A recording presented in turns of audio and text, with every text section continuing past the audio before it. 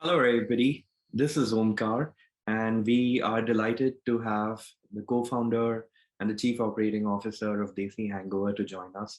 I'm sure all of you have enjoyed thoroughly the case, and now this is your opportunity to see the faces in real life, or well, virtually, about the people who built it. So, a very warm welcome to you, Abba.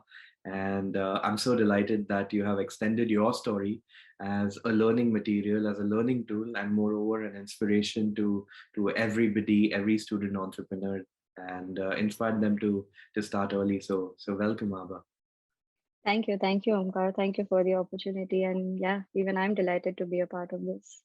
So we're reflecting on the story of Desi Hangover, and we want to understand a few critical points, a few critical questions from you. Let's Mhm. start off with the foundation of any entrepreneurial venture, which is solving a market opportunity. And this is Mhm. where I want to ask you that where did you start believing that there was an opportunity for a footwear brand, which was, let's say, even in 2012, 2013, 2014, already an overcrowded market. So where did you Mhm. believe that there was an opportunity for a footwear brand to still emerge and now thrive? Right. So, Omkar, as we know, India has always been known as a country for craft and culture. So, the one thing that we knew that the product was not foreign to the market, and since we had started in India, we worked on Indian operate in the for the Indian audience for a long amount of time. So we didn't have to create the definition of the product for this audience. So yeah, there was I would say there was familiarity of the product in the mind of the audience. There might be regard also. People have an emotional connect and a sense of pride towards the craft segment of India, but there was a lack of appreciation for obvious reasons, because the category was a little unstructured back in the time. But when we did our market research, we understood that there was a scope to venture in this product, that people had the need and hence there was a demand, um, with some improvisation brought in the picture, which nobody had done before. So the opportunity lied in the fact that we had a competitive advantage. We had the first movers advantage in the category. And yeah, with the Indian audience, keeping in mind the Indian audience, we understood that, this product could be a part of their everyday essentials if made in the right way.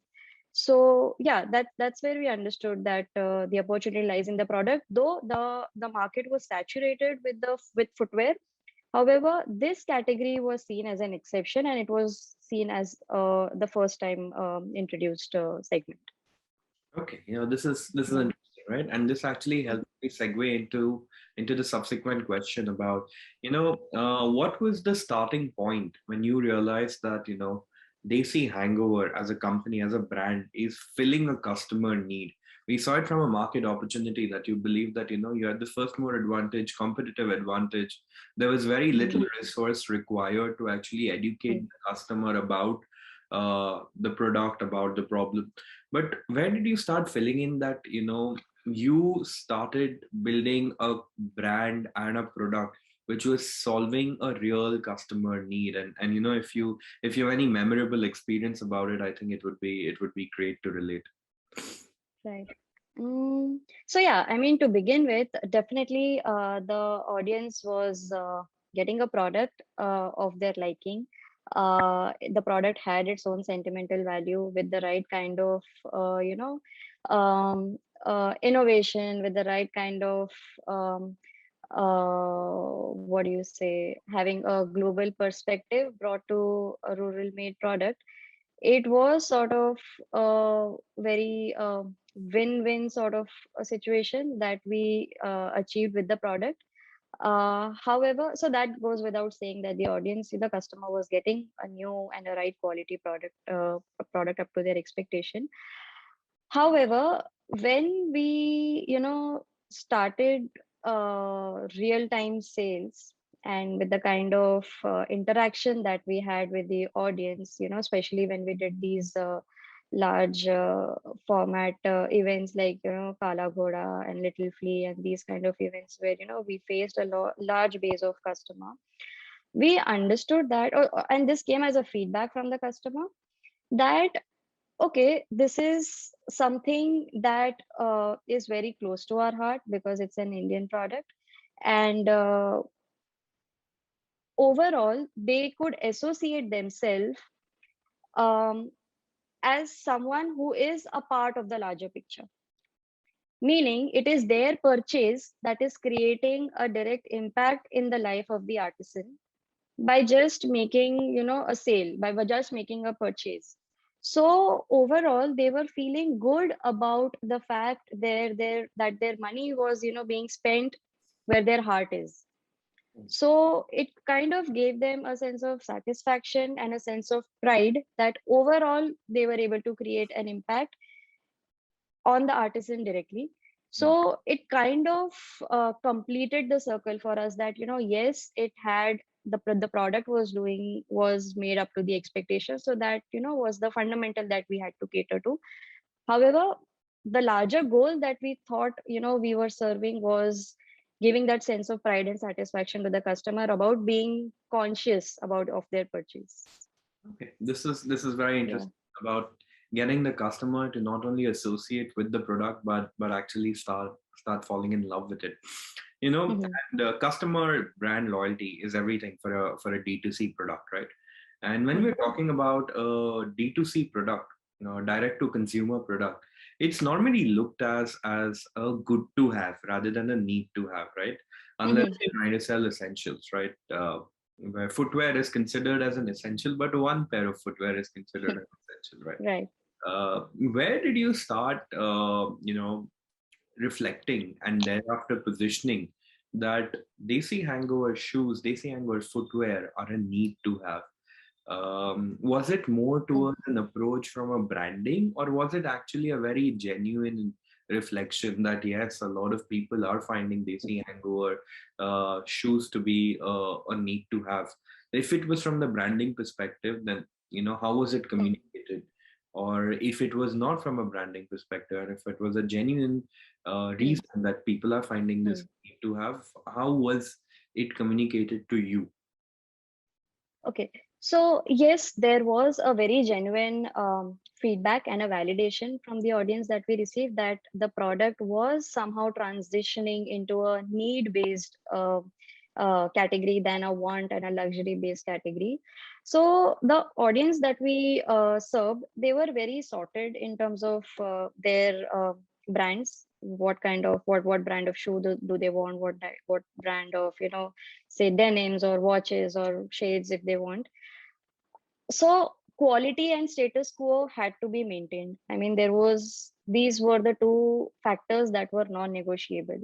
Mhm. So having said that, this category of Indian wear, wedding and festive wear was an untouched category, but it was a well demanding category.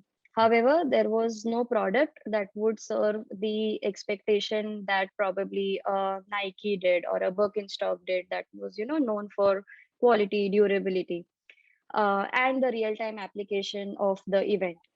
So it was then when we started making the product um, with the feedback from the audience and making it in the with the right ergonomics. Mhm. It was then that the audience started seeing the value and the application of the product, maybe as a as a Friday wear or as a Sunday brunch or as a travel shoe, or so, which served the purpose beyond that one night of sangeet or mehendi perhaps.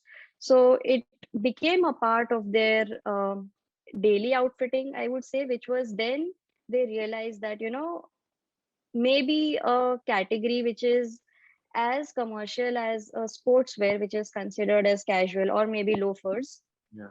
this could also be in the competition, which would sort of break the norms and break the monotony of the sports shoe or a loafer shoe. So yeah, it was then when people started understanding that this could also be a shoe that I need, more than a shoe that I want. Yeah. So what I'm understanding is versatility, right? Like, because maybe one of the bigger motivation of people to buy this shoe was Hmm. was to wear it at a friend's sangeet or wear it at a friend's Hmm. mehendi, and after that they realized that, hey, you know what, I can wear this while going on a Sunday brunch and then True. Friday evening. So instead of having like three shoes in my shoe rack which serve Hmm. three different purpose, I can have one, Hmm. and most important thing is that I my quality is assured, right? Yeah. Yeah. Yeah. And that was essentially, so this is actually very interesting positioning, right? We Yeah. have to service three needs of you, and every three needs of you are getting serviced with the same amount of quality, right? And the names what you mentioned. Yeah, I mean, good and bad, because it limits our cart value, because the customer tries to fill in all the needs with just one shoe, so probably he doesn't feel the need to buy more than one shoe. Yeah, so the So lifetime value, yeah, the lifetime value might be compromised. That's actually a very interesting discussion. yeah, and also because the quality, touch wood, is good, Yeah, the customer takes a long time to come back but for the another pair. like even if the customer lifetime value is small, the customer referral becomes high in that condition, right? Ah, absolutely, I've seen absolutely. the inside view of Desi Hangover, so I know that the customer referrals are pretty strong. So I want to Yeah. end with one crisp final question, okay, Abha? Hmm. Hmm. As somebody who has built this brand from scratch and somebody who has dedicated the entire youth, and you're still young, but the entire youth to this brand, where do you see yourself taking Desi Hangover in the next 3 years, and something which is more quantifiable? So first of all, thank you for the compliment. I think the wig is doing its job well. I said, no, where did you buy it? Kidding, kidding. So yeah, talking about the coming 3 years. So sustainability and social impact is, the core, the heart of the business. So we would, ensure that that is always delivered. The idea, the motto would be to bring different categories of artisanal products Mhm, and, reinvent them mhm. with in such a way that they achieve a global expectation appreciation. Got it. So yeah, housing more products, Mhm. building sustainability around them, and scaling them, and giving them the international recognition is Yeah. something that is the goal. Yeah. So footwear was the segue, and now you want to pick up more and more Yes. products and take it to where the shoes have reached, right? Yes. Yes. Absolutely. Great. This has been a fantastic interview. Great fireside chat, and it is so lovely catching up with inspiring entrepreneurs like you. And I'm sure all the students across the world who are gonna read your case and understand your point of view. I think this is going to be a very enriching experience. So thank you so much, Abba, for taking out the time and more importantly, inspiring a new generation of entrepreneurs at Padmani. So thank you so Thank you, Omkar. Thank you so much. Glad to be a part of this. Thank you.